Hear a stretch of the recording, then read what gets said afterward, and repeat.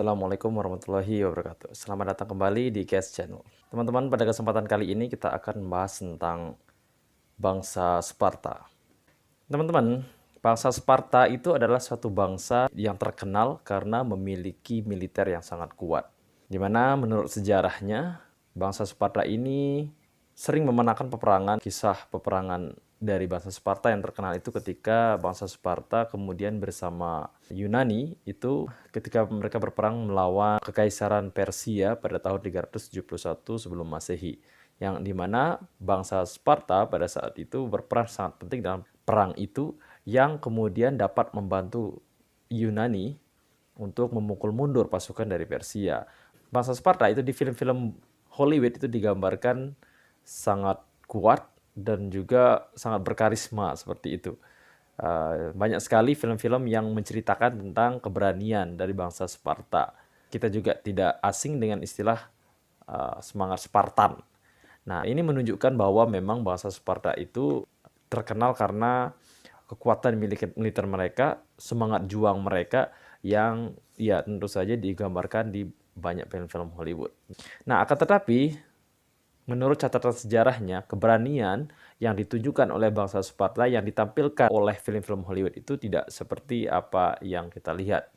Mereka juga memiliki sisi kelam atau sisi gelap yang tidak diungkapkan di film-film Hollywood saat ini.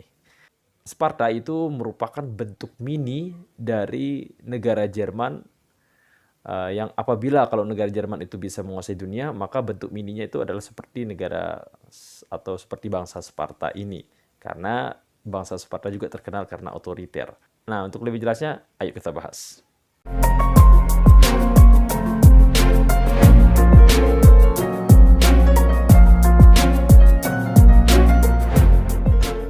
Bangsa Sparta itu memiliki militer yang sangat kuat disebabkan karena cara mereka untuk mendidik bangsa mereka, rakyat mereka itu dimulai dari sejak usia dini, dimulai dari usia balita begitu.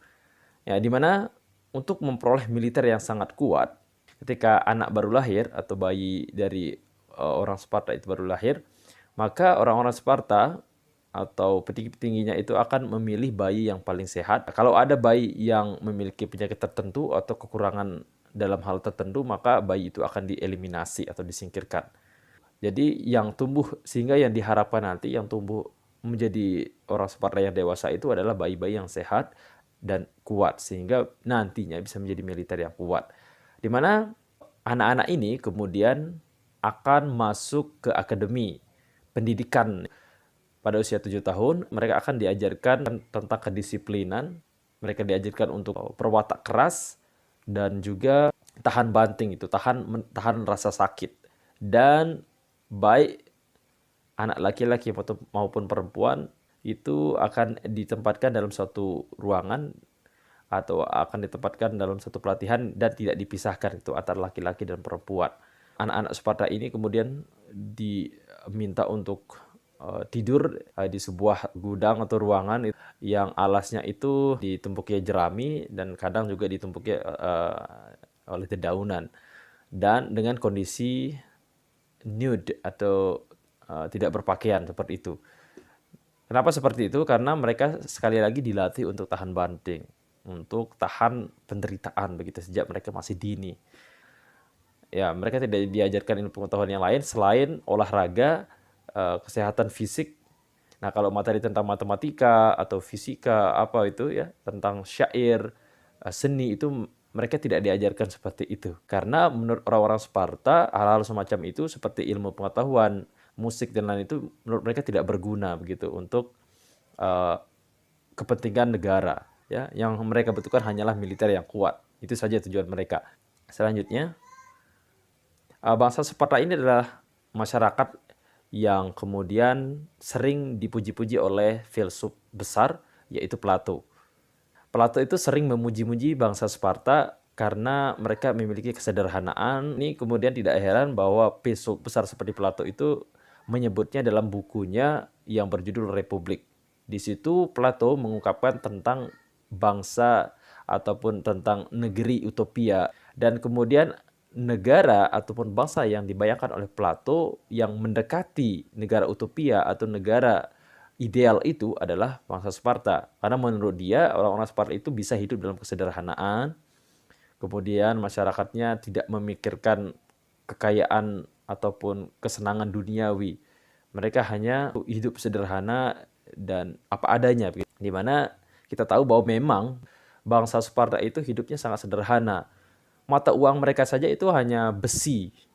Jadi ini menunjukkan kalau mereka itu ya slow dan juga santuy begitu, bangsa Sparta ini. Mereka hidup sederhana dan semua barang, semua kekayaan masyarakatnya itu adalah milik negara dan diperuntukkan untuk kemakmuran negara begitu.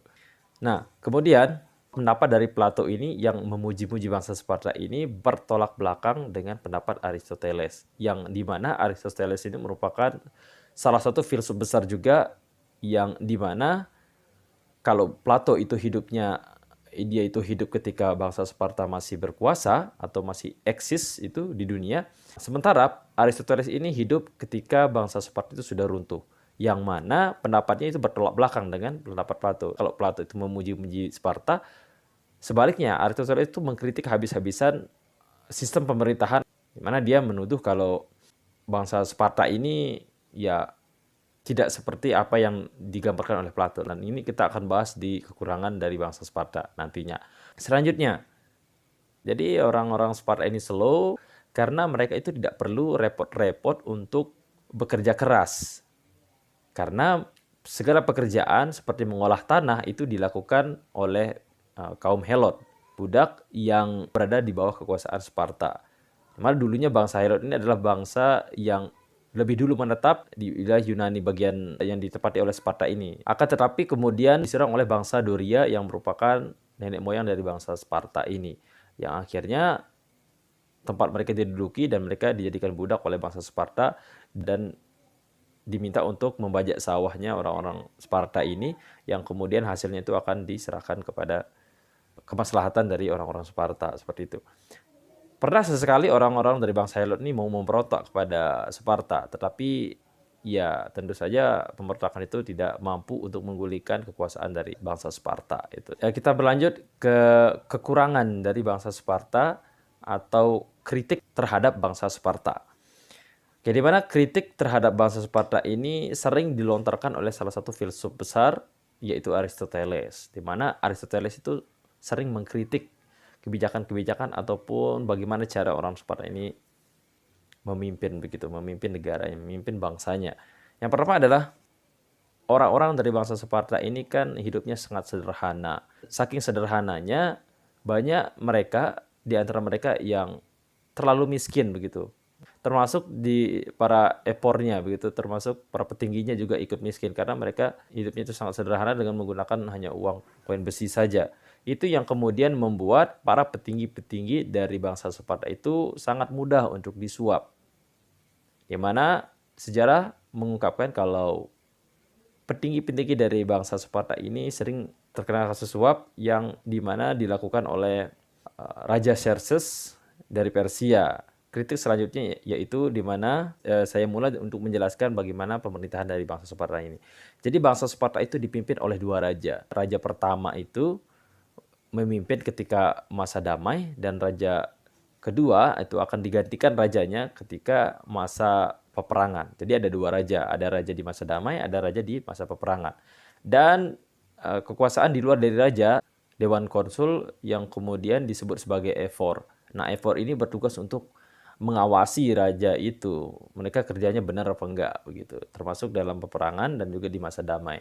Nah, para Ephor ini mereka ini yang sering terkena kasus skandal, kasus suap begitu. Karena ya seperti itu, mereka juga nggak menolak kekayaan ternyata dan juga mereka juga menerima suap dari Raja Xerxes. Nah, kemudian karena orang-orang Sparta ini memiliki aturan yang sangat ketat dan juga sangat mengikat, maka aturan yang sangat ketat itu membuat rakyat tertekan dan akhirnya mencari jalan-jalan ilegal begitu untuk memenuhi hasratnya, untuk memenuhi kebutuhannya. Karena hukum yang terlampau ketat ini di zaman modern ini Negara yang memiliki hukum yang terlalu ketat itu atau terlalu otoriter itu pasti akan menyebabkan rakyatnya itu akan memilih cara-cara ilegal untuk memperoleh apa yang mereka butuhkan, begitu, apa yang mereka inginkan. Nah, seperti contohnya Korea Utara itu. Karena pemerintahnya terlalu otoriter, maka banyak kemudian rakyatnya yang mau melarikan diri dari negara tersebut. Ya, selanjutnya, karena orang-orang Sparta ini miskin, maka ya orang-orang seperti guru atau penyair, kemudian para filsuf itu nggak mau datang ke Sparta. Karena mereka itu, kalaupun datang mereka nggak akan dilayani atau mereka akan diusir begitu. Karena menurut mereka orang-orang seperti mereka itu tidak penting. Dan dari bangsa Sparta juga tidak punya cukup uang untuk membayar guru-guru seperti itu. Nah, ini yang pada akhirnya mengakibatkan terhambatnya kemajuan dari bangsa Sparta ini. Mereka akan stuck di situ-situ saja karena tidak mempelajari ilmu pengetahuan. Yang mereka pedulikan itu, yang mereka pelajari itu hanya kekuatan militer saja. Nah, dengan sistem hukum yang sangat ketat ini dan sangat otoriter ini, yang kemudian dipadukan dengan kehidupan dari rakyat Sparta yang biasa-biasa saja, yang bahkan mereka itu ada banyak yang miskin begitu.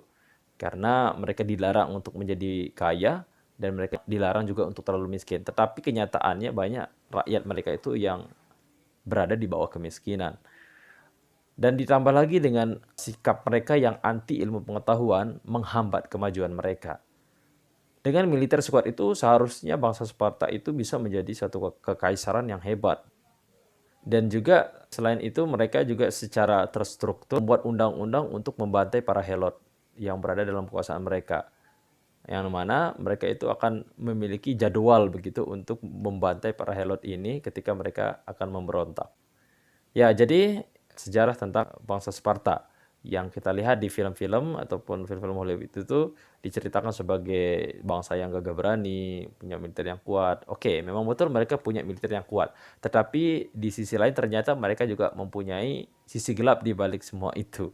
Ada dua gagasan besar yang digagas oleh dua filsuf besar, yaitu Plato dan juga Aristoteles. Akan tetapi yang melekat pada ingatan orang-orang modern itu adalah Sparta yang diceritakan oleh ataupun yang dijelaskan oleh Plato, bersifat mistis dibandingkan dengan pendapat Sparta menurut pendapat dari Aristoteles yang menurut saya itu lebih realistis.